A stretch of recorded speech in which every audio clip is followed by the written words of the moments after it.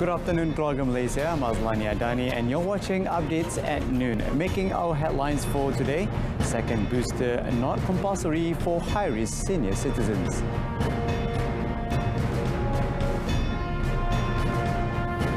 And Israel carries out a new airstrikes on Gaza Strip.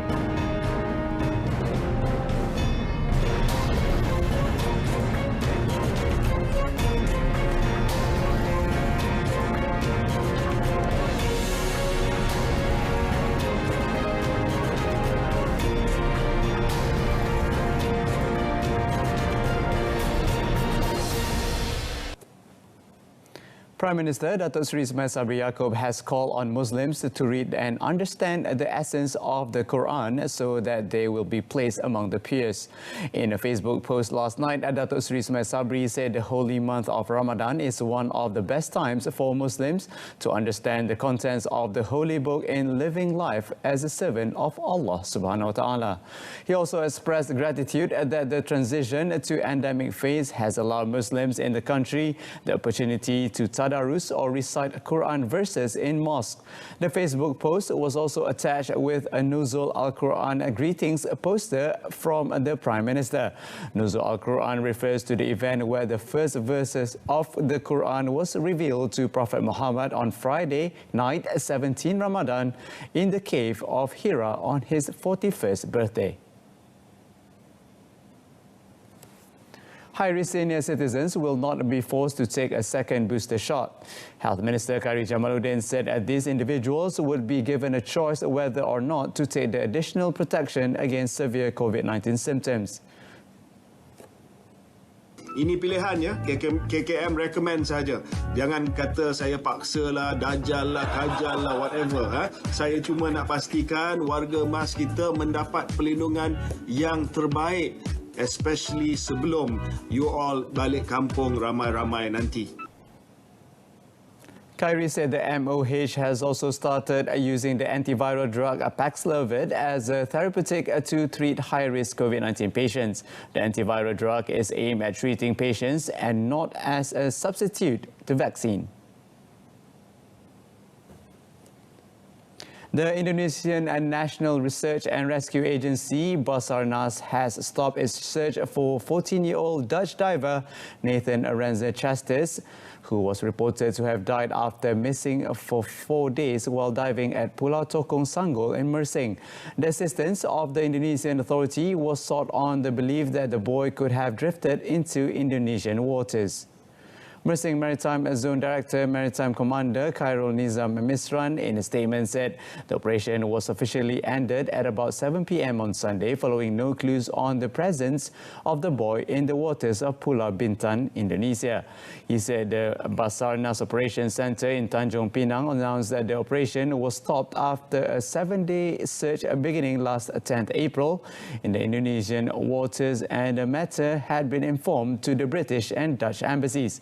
The search and rescue operation by Indonesian involved the Indonesian National Army, a vessel from the Indonesian Maritime Security Agency, Bakamla, water unit of the Indonesian Police, Polai, and a ship from Basarnas.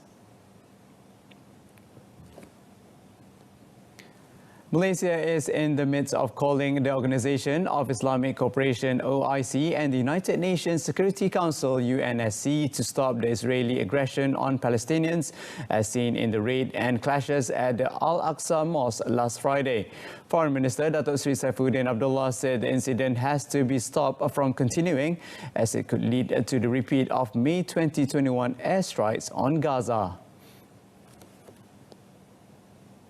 Kalau berlarutan, dia jadi macam tahun lalu dan lebih ramai yang akan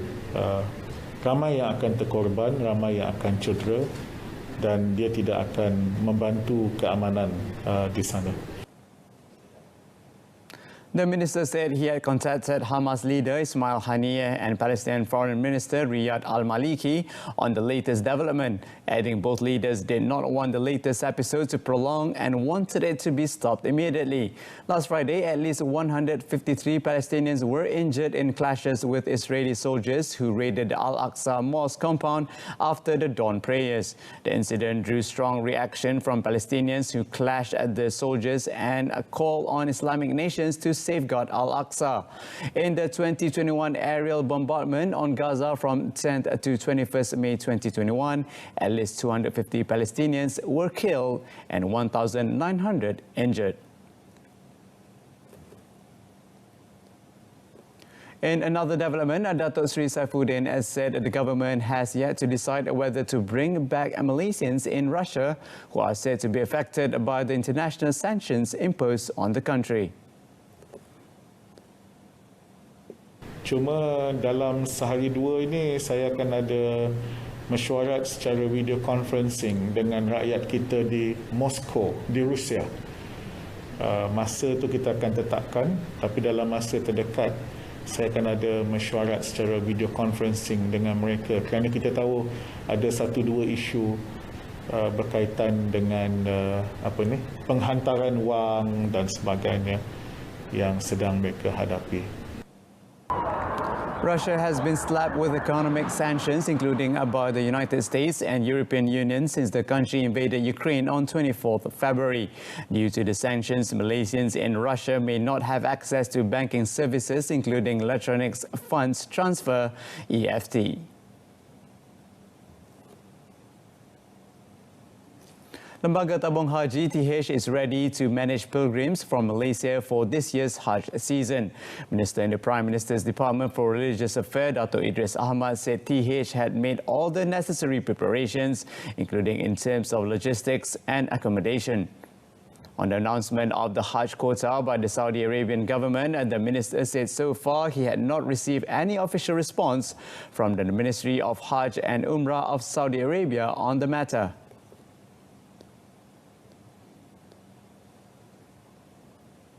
Kalau ikutnya jangkaan dulu dia kata awal Ramadan, sekarang dah tengah Ramadan kan.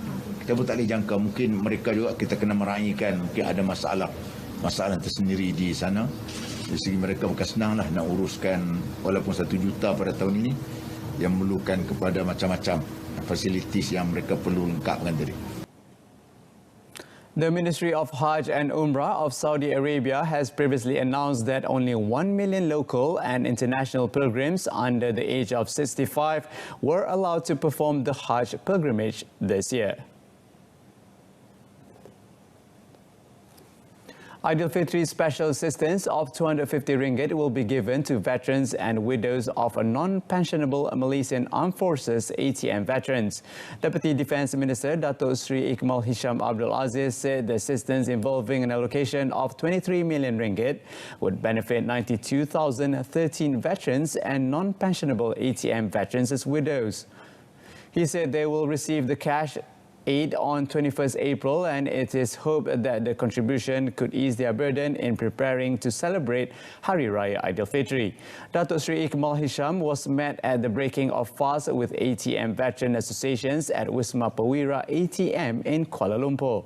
Meanwhile, on the dialogue session with ATM veterans at the gathering, Datuk Seri Ikmal Hisham said among the main issues raised was the pension gap between ATM veterans who have retired after and before 2013. Also raised was the claims for hospital bills and equipment because some who received treatment at the hospital could not make claims.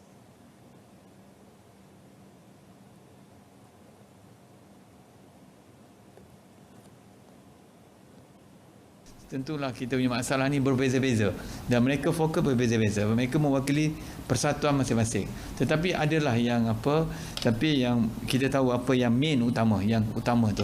Yang ni kita akan cuba saya akan bawa ke peringkat atas, khususnya kepada menteri saya iaitu Datuk Seri Syamuddin dan juga kepada Head of Service.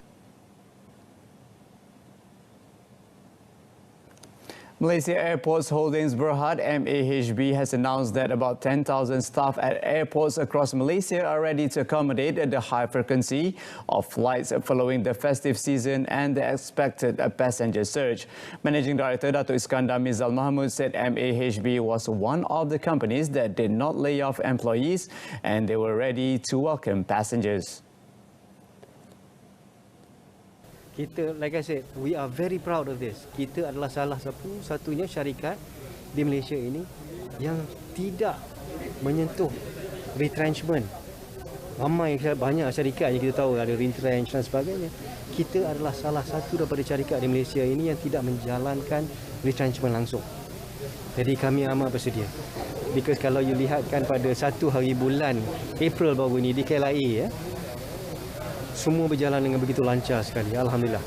Jadi itu boleh menyatakan ataupun manifestation kesediaan kami pada hari itu. Jadi kami pada hari-hari yang kemudian ini dan juga bulan-bulan kemudian ini mengharapkan trafik itu datang balik. The more the traffic, the better it is for us. He said traffic slot management at the moment was still at 30 to 40% of the previous capacity. Dato' Iskandar Mizal was met after the My Airport Cares Ceria Aidilfitri shopping donation handover ceremony at Subang Airport. The vouchers, in total worth 120,000 ringgit, are intended to help the recipients prepare for the upcoming Hari Raya Aidilfitri.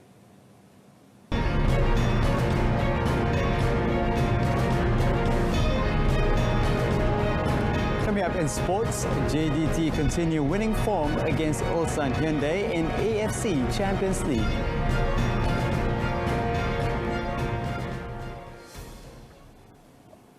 Johor Darul Ta'zim JDT continued their excellent performance in the 2022 AFC Champions League ACL by scoring a goal in each half to beat Ulsan Hyundai FC 2-1 for their second Group I win at the Sultan Ibrahim Stadium in Johor Bahru last night. The Southern Tigers began aggressively to stun Hong Mingbyo's side at 3 minutes into the game when Fernando Forestieri beat Ulsan goalkeeper Jo Hyun-woo with a powerful drive from outside the box. The visitors, forced to play to JDT's rhythm, failed to trouble the JDT defence.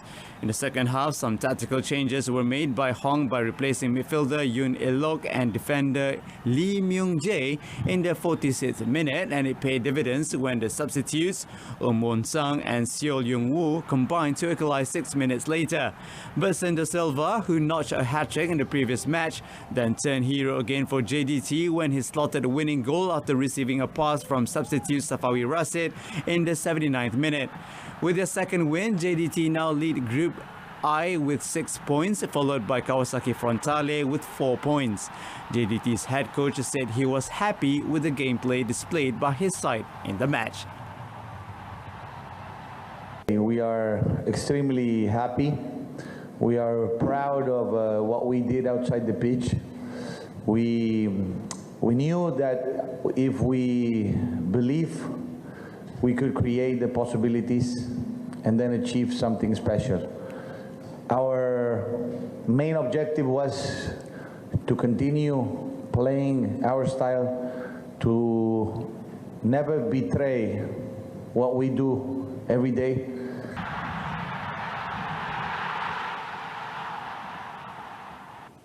And that's all the time we have for today. Headlines this afternoon: no coercion for high-risk seniors to take a second COVID-19 booster shot. Don't forget to tune in to News at 10, coming up on saluran Berita RTM at 10 p.m. tonight. Before we go, we'll leave you with a clip of a group of volunteers in Libya working around the clock to restore old and damaged Al-Quran. I'm Azlani, thank you for watching, and goodbye for now.